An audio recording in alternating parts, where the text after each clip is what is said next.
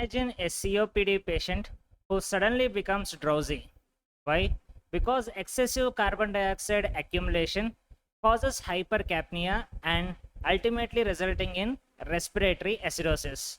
So in this video, we will master the respiratory acidosis from mechanism to compensation to clinical features.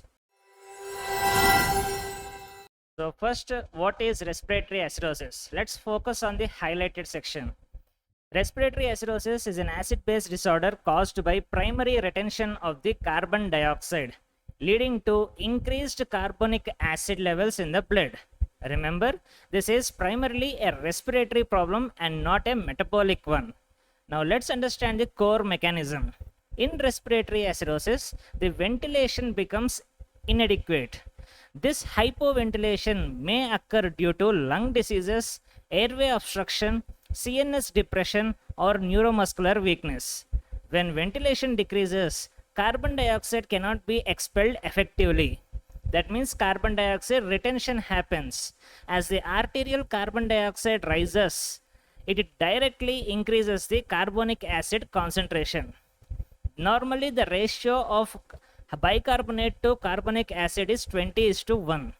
But this ratio in respiratory acidosis becomes less than 20:1.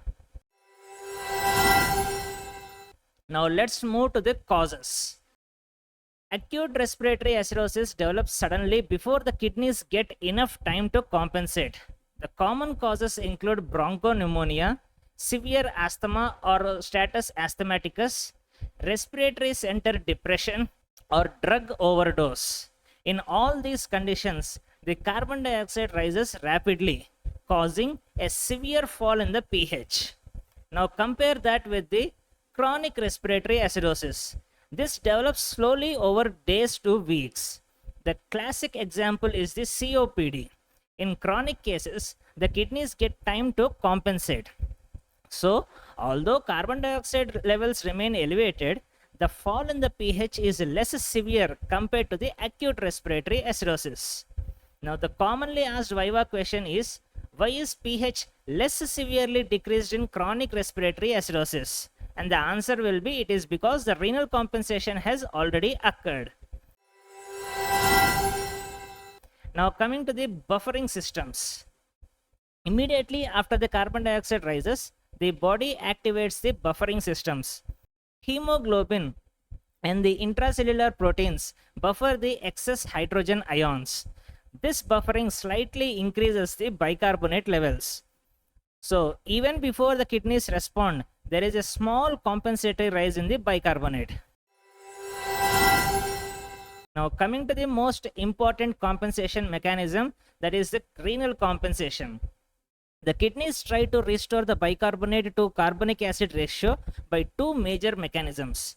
The first one is increased reabsorption of the bicarbonate into the blood, and the second one is increased excretion of hydrogen ions as ammonium ions in the urine. So over time, more bicarbonate enters the blood, more hydrogen ions leave the body, and the pH partially improves. Now let's discuss about the clinical features. Because the carbon dioxide causes cerebral vasodilation and CNS depression, the patients may develop headache, drowsiness, confusion, tremors, or in severe cases it may lead to coma. Cardiovascular effects include tachycardia, peripheral vasodilation, and hypotension. And because hypoventilation is present, the respiratory rate may be reduced in CNS depression. So, to summarize, on arterial blood gas analysis on ABG report, the respiratory acidosis shows decreased pH, increased PaCO2, and depending on the compensation, the bicarbonate may be mildly elevated or markedly elevated.